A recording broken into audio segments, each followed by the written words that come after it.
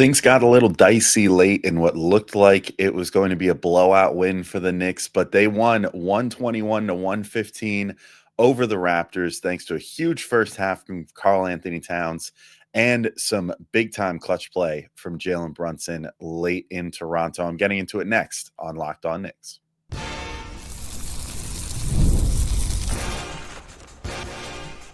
You are Locked On Knicks, your daily New York Knicks podcast, part of the Locked On Podcast Network.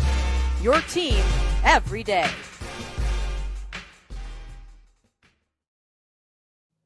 All right, welcome in to Locked On Knicks. Today's episode is brought to you by Game Time. Download the Game Time app, create an account, and use code Locked On NBA for $20 off your first purchase. I'm Alex Wolf. I'm editor-in-chief of Knicks site The Strickland, which you can find at thestrick.land. Definitely the best place in the world to get your Knicks news and some of the best blogs out there. And I want to thank you guys for making us your first listen today and every day, whether you're checking us out on your favorite podcast platform or taking in the sights and sounds on YouTube. We appreciate you making us part of your daily routine. Make sure you hit that auto download function on your favorite podcast app or the notification bell on YouTube so you never miss an episode. On today's show, we've got a pretty big win, I guess you could call it. It looked like it was going to be a runaway again, but then Jalen Brunson manages to come through in the clutch and save what could have been a blown win for the Knicks. So we'll talk about Jalen Brunson's heroics, Karl-Anthony Towns' first half heroics, where he just looked absolutely unstoppable. Precious Achiuwa doing well in his old stomping grounds. Some solid minutes for Ariel Hukporti and some good Mitch news. Maybe those Hukporti minutes being a little bit of a indicator of what's to come for Mitchell Robinson coming back for the Knicks. But also, if you listen to this podcast, you end up wanting more today from Locked On Knicks. Your favorite podcast now has a newsletter introducing the Locked On Knicks daily newsletter, one stop for ultimate team and league coverage delivered right to your inbox. Sign up for free now at lockedondaily.com. That's lockedondaily.com, and start your day with the all new free Locked On Knicks newsletter. All right, so let's get into this game. So the Knicks go up big in the first half, and into going into the break, they were up. It was around 15. I forget what the exact amount was going into halftime, but either way, huge second quarter. Seemed like they were going to just cruise to a big win. But Toronto, to their credit, they came back. They scrapped in the second half. They played pretty tough defense. I think they're establishing a bit of a identity right now. They had won 8 of their last 10 games coming into this one, so things were clearly starting to click for them a bit. Without RJ Barrett, of course, who's been playing really well for them, so that helped the Knicks in that regard, that they didn't have to deal with RJ in this one. Although, of course, the Knicks without OG Anunoby, so scales kind of evened out in that trade. Our last opportunity to see an RJ versus OG, battle this year fizzled out, as now the Knicks have finished their slate with the Raptors, finished it in a clean sweep for the season, which is pretty impressive. I mean, I don't know that I would have seen that coming, if I'm being completely honest. I thought that one of IQ or RJ would have a huge game, in one of those games to give the Raptors the edge over the Knicks, and that would have ultimately led to at least one Raptors win. But the Knicks come through, they win this one, and Karl-Anthony Towns was huge in the first half. Jalen Brunson was huge in the second half. I think I'll shout out Brunson first, the closer over the starter. In this case, 28 points, 5 assists for Jalen Brunson, 10 of 21 field goals. He had 7 in the fourth, 14 in the second half. He scored the final 5 Knicks points, which was key to winning this game, including another clutch dagger 3 to seal it with 26 seconds left and put the Knicks up 6. Just another huge play for Jalen Brunson.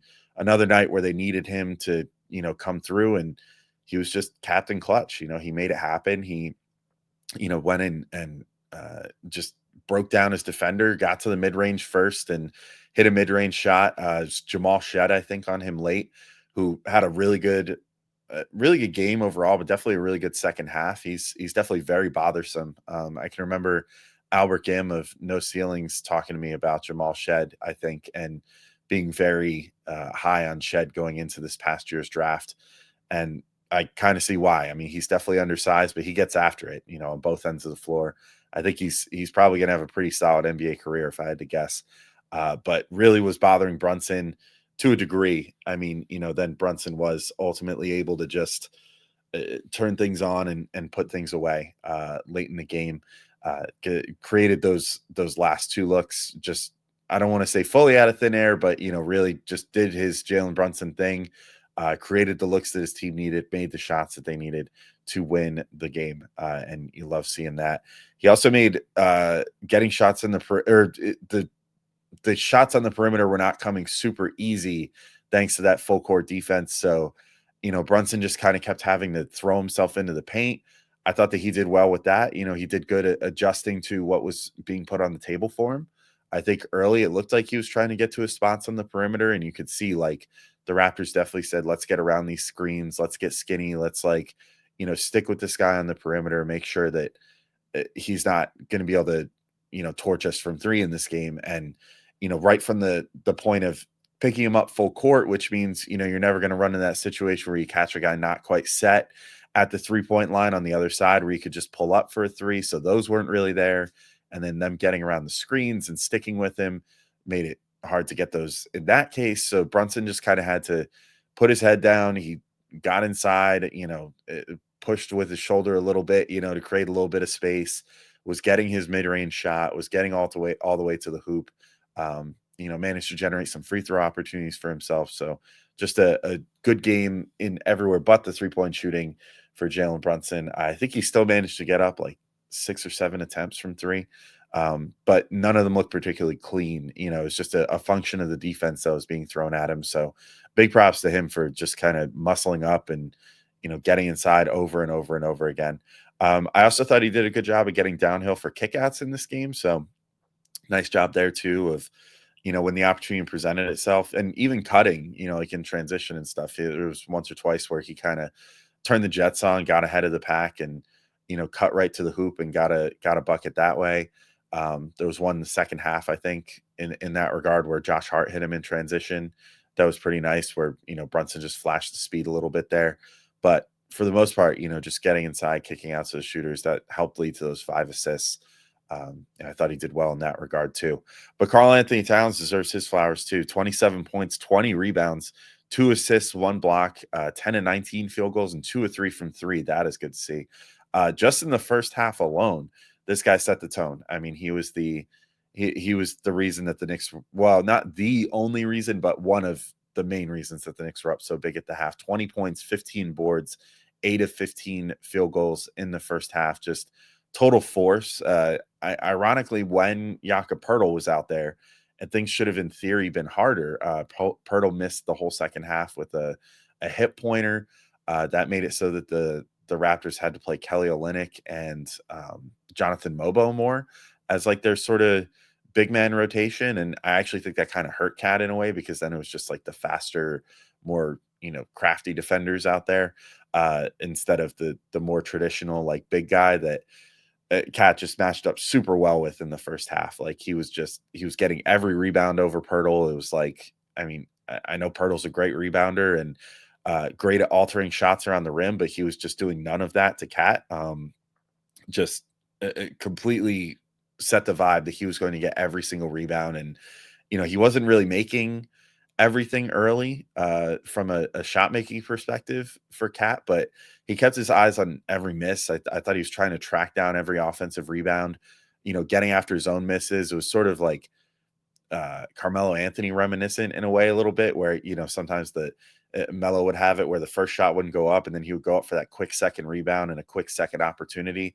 With Cat, he did that a couple times where he even put it up more than once. Had one where he just had he took a shot, missed it, went up for the follow, missed that, and then just managed to get just a little bit of a hand on it again and tipped it, and it managed to float in.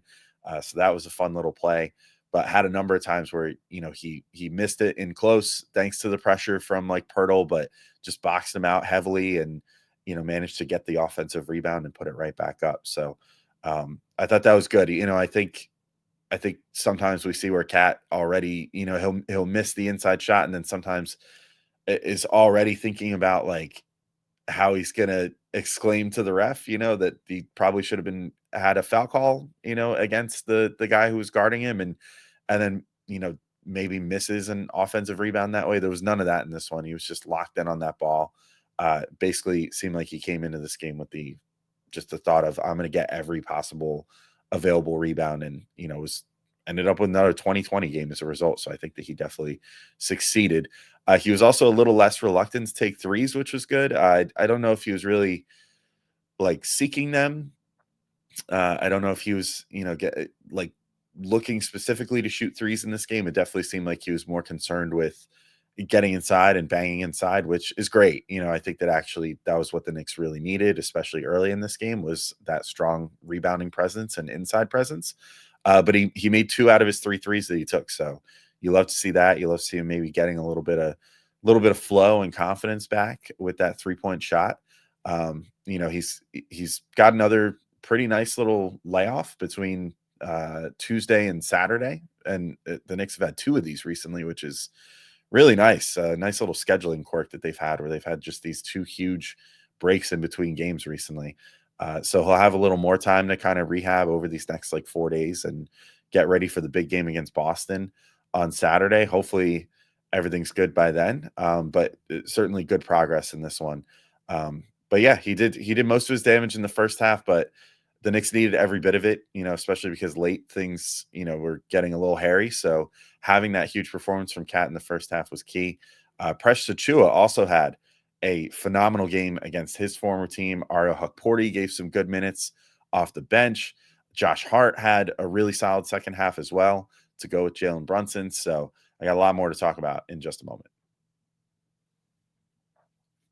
But first, I got to let you know about our friends over at Game Time. Are you looking for tickets to your next big event, whether it's a concert, a comedy show, or a sports game? Finding the right ticket at the right price can be a headache, but with Game Time Picks, it's never been easier. So let me tell you how it works. With Game Time Picks, the app does all the hard work for you. It curates the best deals so you don't have to waste time searching through endless ticket listings. And I've used Game Time Picks myself. It's honestly one of my favorite features of any app that I use. You love anything where it serves you up the best deals on a platter right in front of you, and you don't have to go searching and poking around and, then compare to other sites or whatever. No, you don't have to do any of that with Game Time, because they put the deal right in front of you, and then they offer you the Game Time guarantee. So if you do find a lower price somewhere else, Game Time refunds your money 110% of the purchase price. So you can always shop with confidence, especially with Game Time Picks. So take the guesswork out of buying tickets with Game Time. Download the Game Time app, create an account, and use code LOCKEDONNBA for $20 off your first purchase. Terms apply. Again, create an account and redeem code LOCKEDONNBA for $20 off. Download Game Time today. Last minute tickets, lowest price guaranteed. All right, and I'm back in to keep talking through this 121-115 Knicks win over the Raptors. And Precious Achiuwa, let's just tell this guy that every single game is against the Raptors from now on. I think that would be a good course of action. 17 points, 8 boards, 2 assists, 3 steals, 2 blocks, 7 of 11 shooting, 1 of 3 from 3. And I don't mean to downplay the fact that Precious has been playing really well lately overall. So it's not just that he played good in this game, but I thought he played particularly well in this game. Just another good spot start for OG Anunoby. Coming out there in the 2 big arrangement with Karl-Anthony Towns. But I do really appreciate the fact that, Precious has the ability to put the ball on the floor.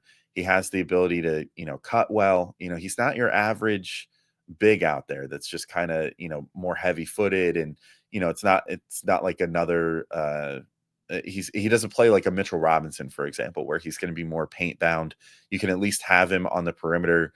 Even if he doesn't necessarily scare teams from 3, he can take one every once in a while. He can cut to the inside and come in with a lot of force from the perimeter to get a dunk. And he did plenty of that in this one. I think the Raptors maybe took a little bit of advantage of the fact that he's not a shooter in the second half and kind of dared him to beat them from there. I think that was a little bit of the game plan to try to, get this game a little closer. Limited his impact a little bit compared to the first half, but all in all, I thought he was cutting well. I thought he was rebounding well. I thought he had a really nice, patient possession in the paint where he got it and then had a drive, like kind of stopped in the paint. You know, it was a little crowded in there because I think Cat was down there as well. And he just kind of held his own, like sat there, did a little fake to the outside, did a little pivot, you know, cleared the space that he needed to clear, you know, kind of got down low, cleared his space that he needed to clear, and then just went up for a really nice little baby hook that went in perfectly.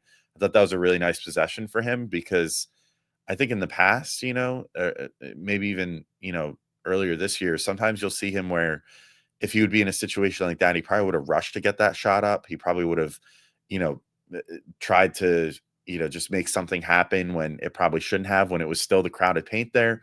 Instead, he kind of just stopped, took a breath, let things develop, you know, it created the space that he needed to create, and then just got off a clean little hook shot rather than going up for like a layup or a dunk or whatever and having it go poorly because there's just too much defense there. So I really like that possession from him. Also had the 5 stocks. One of his steals, when you go back and watch it, kind of just fell into his lap. It was just one that kind of got misdribbled and was rolling on the floor, and Precious happened to pick it up. Hey, good frame of mind to still pick that one up. But you know, who's counting? It's still 5 stocks. And he also had a really nice one-on-one block with Scotty going towards the hoop, Scotty Barnes. I think, you know, that was a nice standout play, you know, a nice show of, you know, what he can do in one-on-one defense, you know, and keep up with a faster wing type player like that, who's really long, you know, and Precious himself, very long, and also just able to, you know, have the length to keep up with a guy like that, who's a plus wingspan guy, and who also is pretty tall for the position that he plays. But I would probably, if I was scoring it, I probably would have given him 4 steals and 1 block. I think the 1 block was for sure a block. The other one kind of like stripped Jonathan Mobo going towards the hoop, but and I thought it was more of a steal than a block, but whatever. Either way, he was nice and disruptive on that end. You love to see that. So that was great to see from Precious Achiuwa. Another guy that I thought had a really good game, Ariel Hukporti, 6 points, 5 boards, 3 of 3 field goals, got some pretty significant minutes. And interesting, after we saw that the report that James Dolan had like personally gone up to Hukporti after the last game and been like, good job, good minutes. It's like, wow, of all of all people to talk to all people, like it's it's James Dolan making a point to go to the Knicks locker room to give Ariel Hukporti a pat on the back. That's cool. But you know, I thought that he had a really good game. He showed more offensively than you would have gotten from a Jericho Sims in this one. You know, another nice patient offensive possession came from Hukporti, who got it on a drive and, you know, kind of collected himself, used his full length and full, you know, athleticism and ability to cover a lot of ground in one leap, and managed to get in and get a really nice layup that way around some traffic.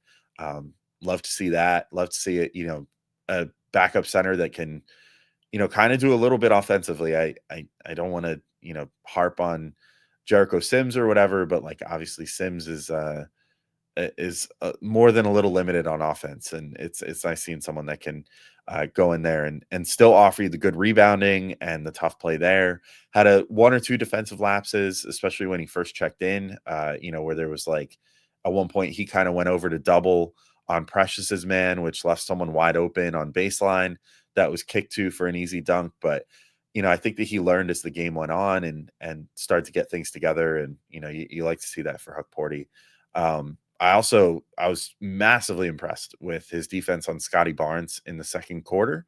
It was pretty much, I think he was like the main reason that Scotty had a bad second quarter. Scotty shot 2 of 9 in that quarter. And I thought the Raptors were, you know, it seemed like they came out there and said, we're going to hunt this matchup of Hukporti on Barnes. And by the end of the quarter, it seemed like the Knicks were hunting getting that matchup onto Barnes, because Hukporti just totally figured him out. He was, you know, good on his feet, light on his feet, like keeping a wide stance, you know, was keeping Barnes in front of him, was challenging the 3 without over challenging, because obviously Scotty Barnes has kind of a complicated relationship with the 3-point shot where, you know, it's either going to be going in a lot or it's going to be going in not a lot. You know, there's kind of, he doesn't have that consistency to his game from 3. So Hukporti kind of smartly like dared him to beat him from 3 a little bit, while still offering enough of a contest to make him think like, oh, there's a chance this might get blocked.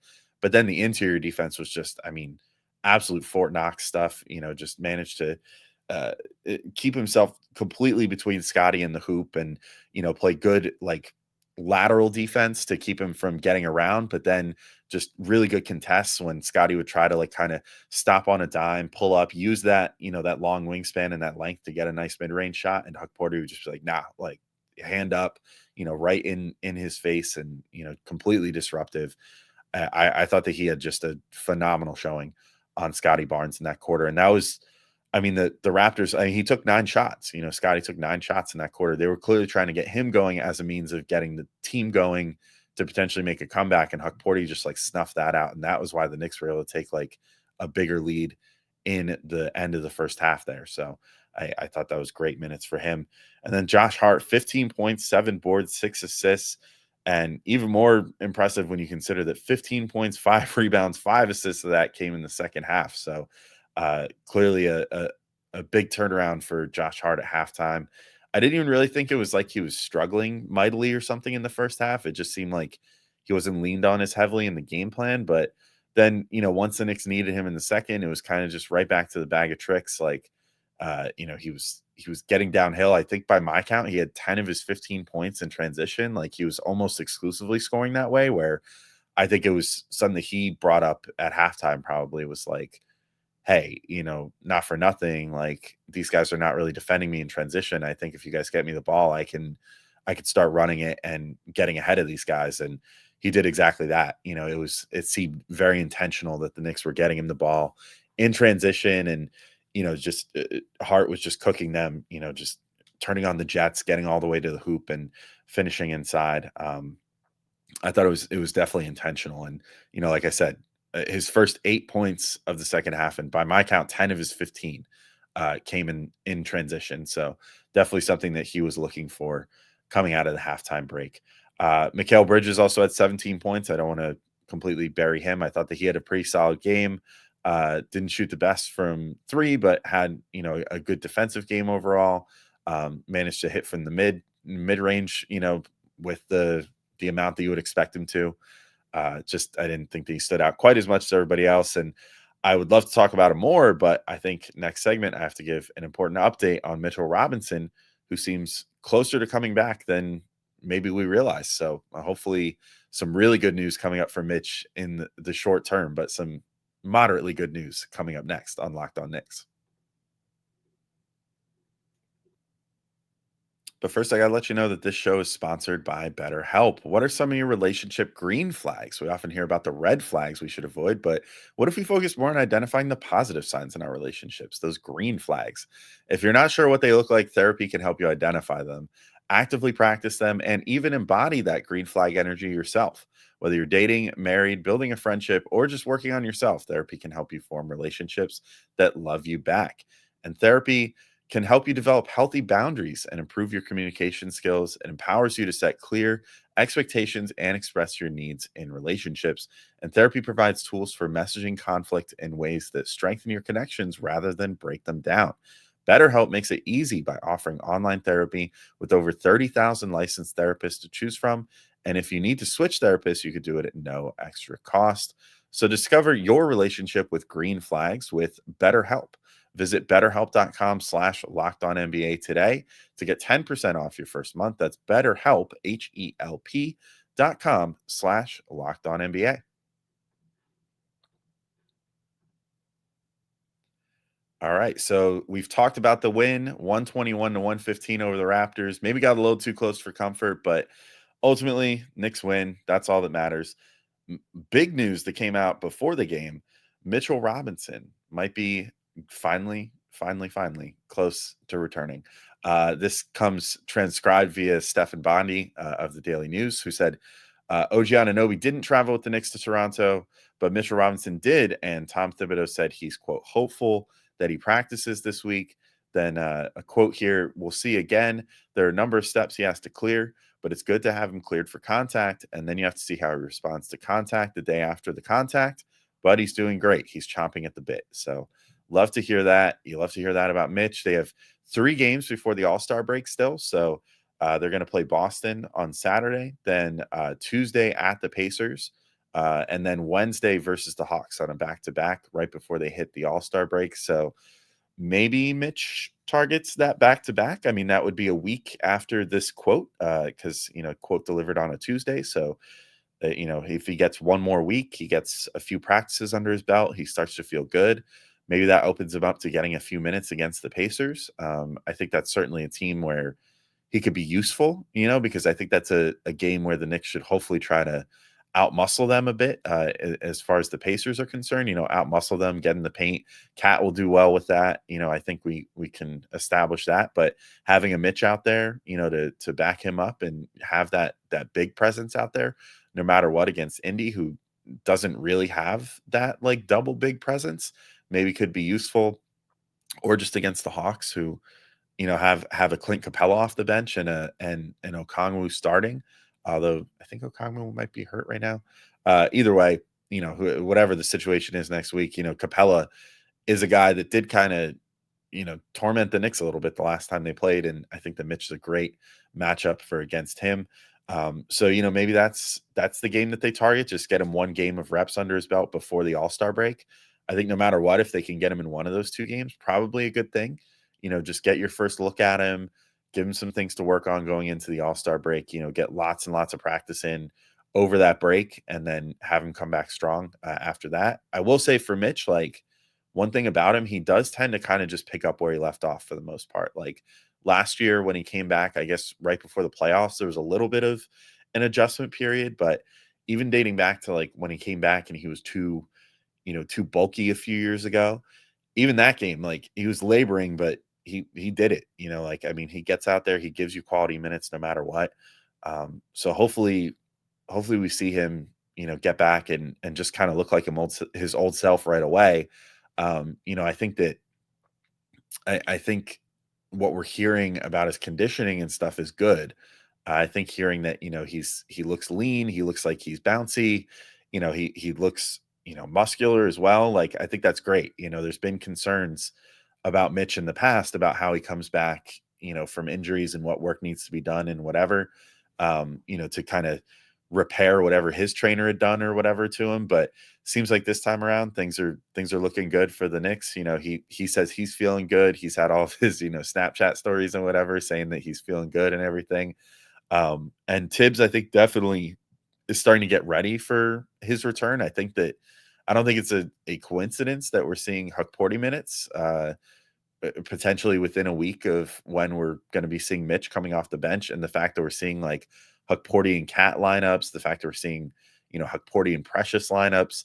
I don't think that's a coincidence at all. I think that this is Tibbs trying to get ready for Mitch. I think that he is, he probably views Hukporti as closer to what Mitch is going to offer than Jericho Sims, and therefore is just kind of trying to like create that placeholder there, have like a body double for Mitch in there to then be able to just slot Mitch right in and have Cat know what it's like to play with someone similar to him.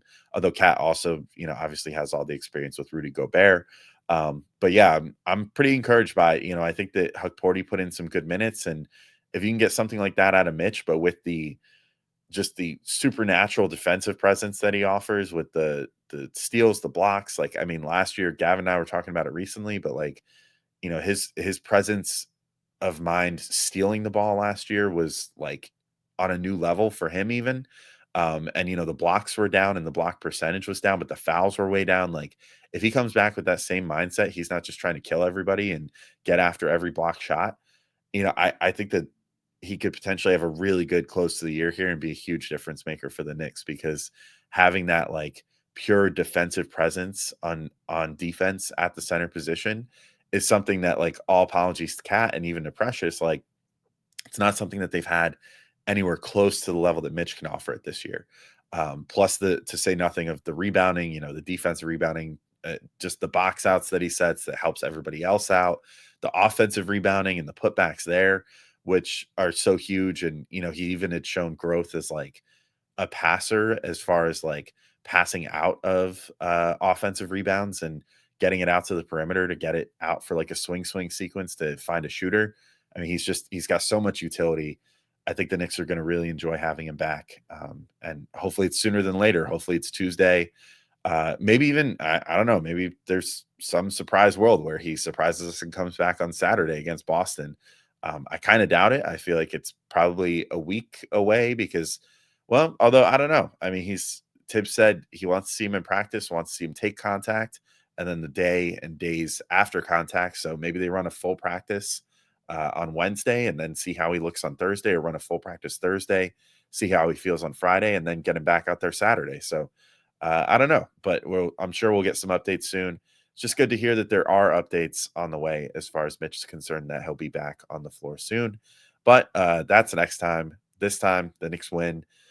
Glad to talk about it with you guys. Of course, check out the newsletter if you haven't already, lockedondaily.com. And yeah, till next time, we'll talk to you soon. Peace out, everybody.